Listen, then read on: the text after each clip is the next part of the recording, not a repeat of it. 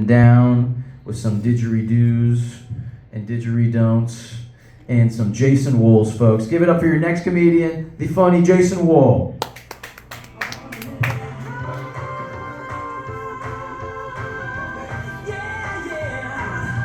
Thank you, Carl, our host, who's still having his voice crack, go through puberty, doing crack. I don't know. What is it? Is that why your voice is crack? I should talk. My voice yesterday decided to take a shit on me, I guess, and I don't know. I have my tonsils, but some of my voice said, "Here, you have laryngitis today," but I don't know. So you guys were talking about John's shirt. John, I don't think your shirt's that bad. I mean, if you work at Miami Subs. Hey, I thought that was pretty good. You stole that shirt from Miami Subs, didn't you, John? That's their new wardrobe? Yeah. That's the new Miami Subs. Yeah, exactly. And then, John, you were talking about taking a shit in porta potties and doing construction.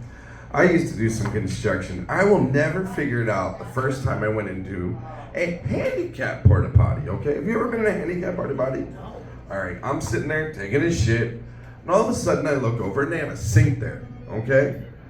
And the sink, I'm not making this up, has a little foot pedal there that you pump to get the water to come out. And all of a sudden I'm sitting there taking a shit going, it's a handicap bathroom with a little pump.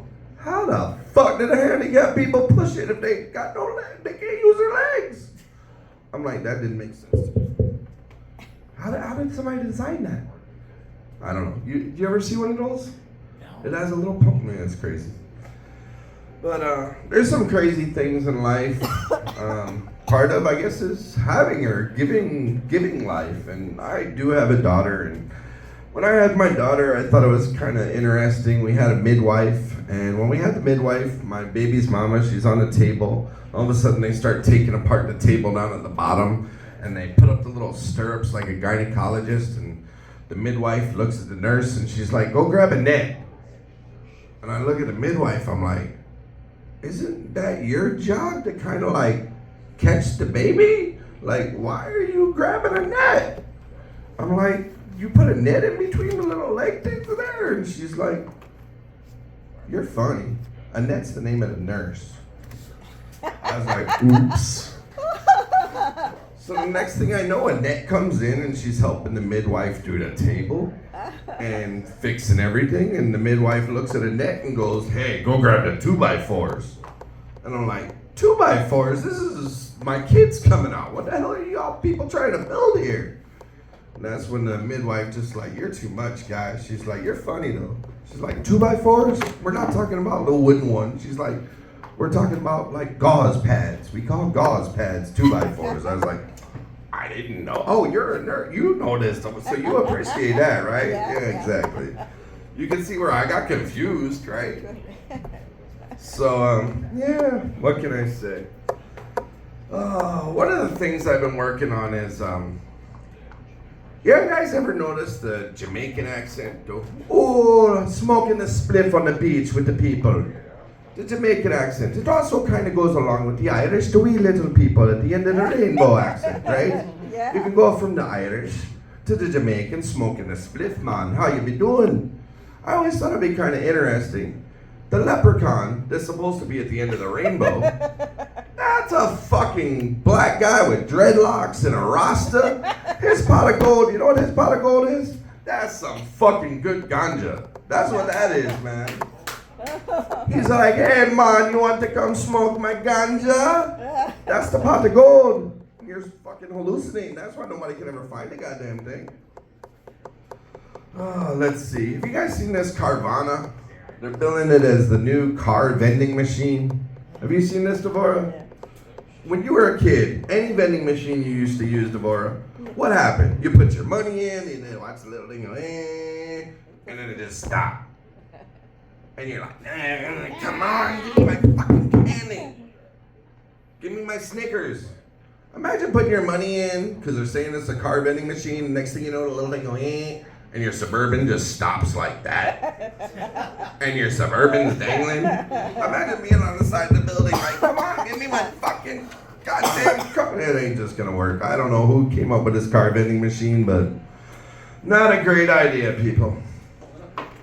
So the other day I was craving some shepherd's pie, and I realized I'm a pretty decent cook, but I don't own any sheep. So now I own some sheep, and I'm still kind of hungry. It's kind of like the other day I realized that I was talking with my mom, and she got her space bags and her freezer bags confused. I realized this because I went in her freezer, and I realized she had a sweater in there.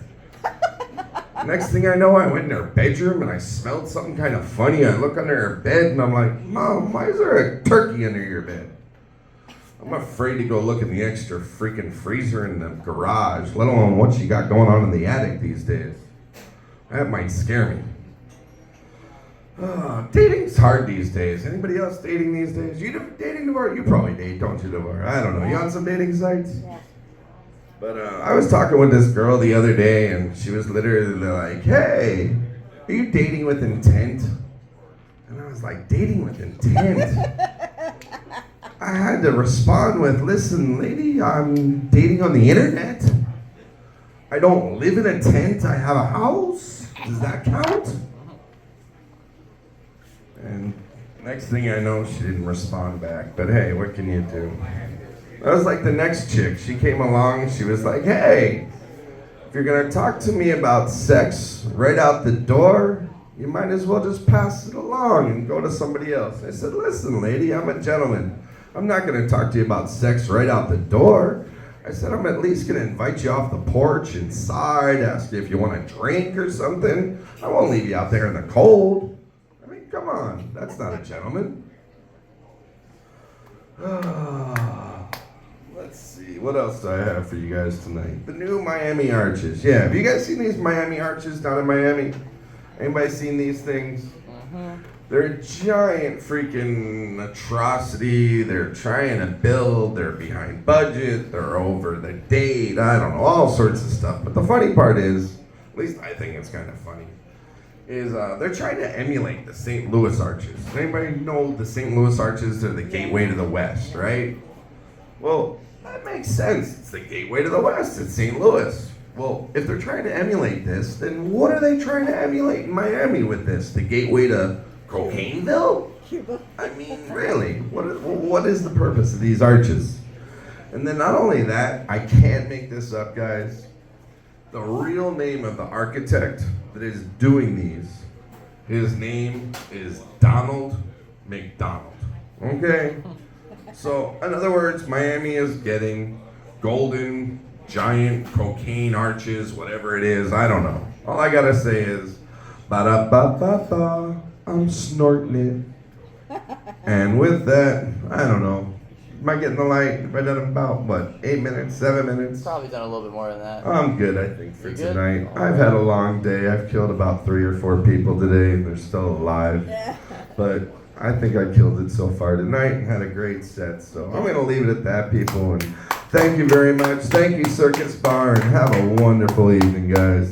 Thank you, Carl. Here you go. That's a comedian. That's a comedian. That's a good movie. Emulate that. Okay. All right.